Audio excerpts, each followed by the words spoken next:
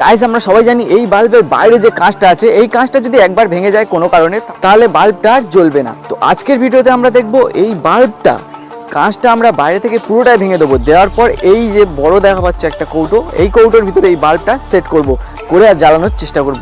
তো চলো গাইস, ভিডিওটা খুব ইন্টারেস্টিং হতে চলেছে, ভিডিওটা শুরু করা যাক।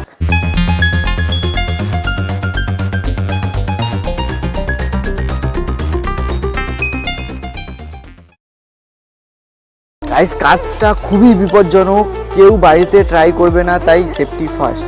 বাল্বটাকে কৌটোর ভিতর ঢোকানোর আগে আমাদের এই কাজটা করতে হবে। ফার্স্ট যে কাজটা করতে হবে সেটা হলো এই বাল্বের বাইরে যে কাঁচটা আছে এই কাঁচটাকে ভালোভাবে আমাদের ভেঙে নিতে হবে, তারপর এটাকে আমরা কৌটোর ভিতর ঢোকাবো। বাল্বটা ভাঙার জন্য আমরা একটা টিনের সিট নিয়েছি, এটা আমাকে প্রোটেক্ট করবে যাতে কাঁচের কোনো টুকরো আমার দিকে ছিটকে না।